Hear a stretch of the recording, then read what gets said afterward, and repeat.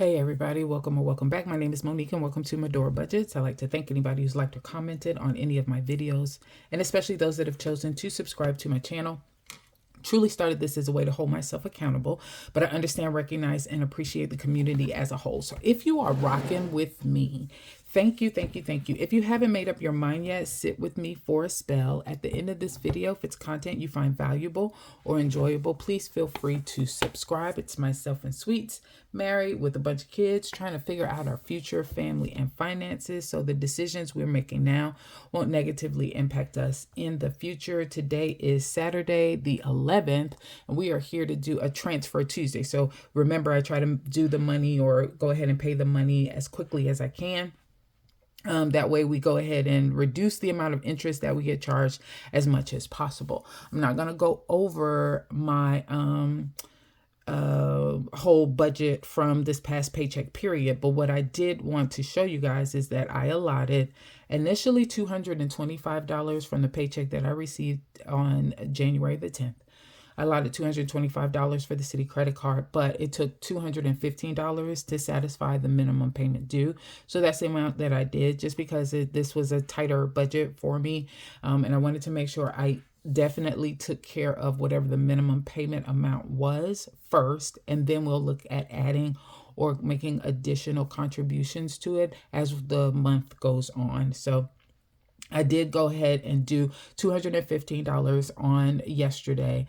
So that's already been established. It's already recorded on the actual Citi app, which we will look at in a moment. I also wanted to show you guys really quickly that, we are tracking for our savings, what our savings goal is, as far as this Citi credit card is concerned. And when I say savings, I mean how much money we're putting towards the debt that we can then eventually use for savings overall. So when I look at savings and my debt, I kind of look at them together, because I figure the more I get my debt down, the more I can get my savings up. So in the Budget Moms digital planner that I'm using, or digital workbook that I am using, she has these icons, or these photos as far as these plants are concerned, for savings goals.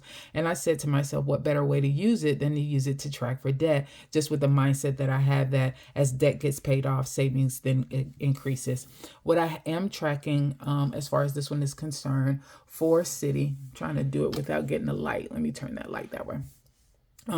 Is the fact that the highest that it's been has been a total of $8,700, and that was after I got my water line fixed.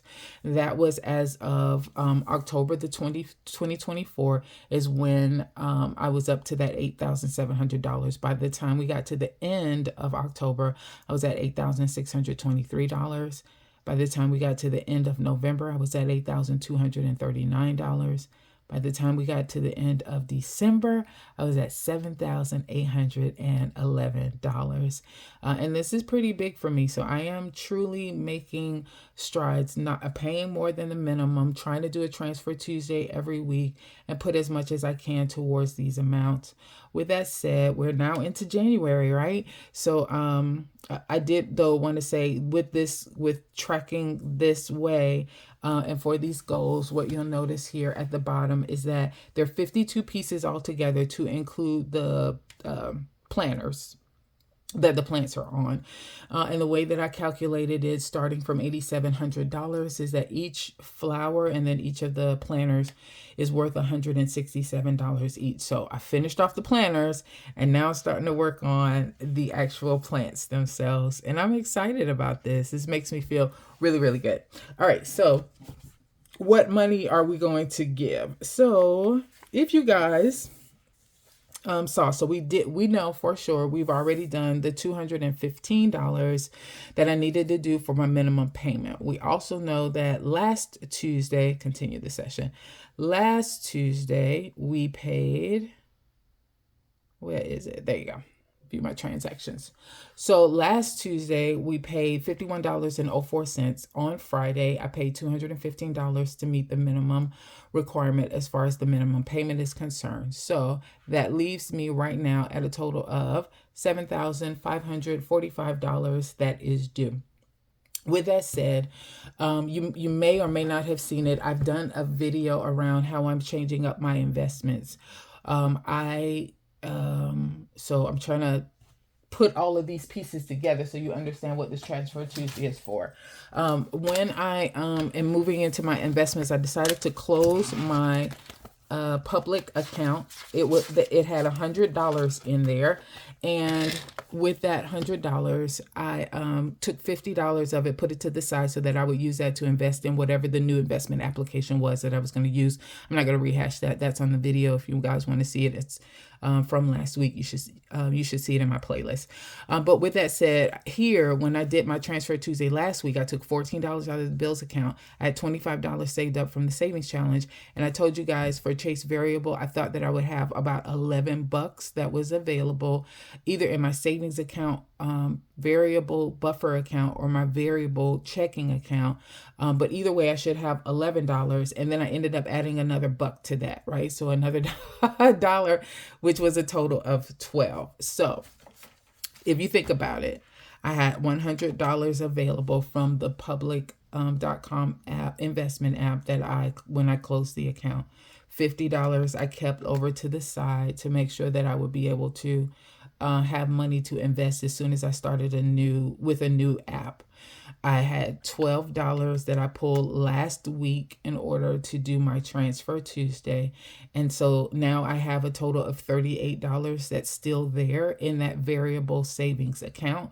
So I am going to use that $38 as well as $12 from my Me Money that I would have gotten this past Friday as far as my payday is concerned, because I want to be able to make another $50 payment. So that is what I am here to do today, make a $50 payment from my variable account, and I'm going to move the money from my variable buffer over to variable checking, because that's what's assigned or connected with my Chase Citi card, the variable checking account.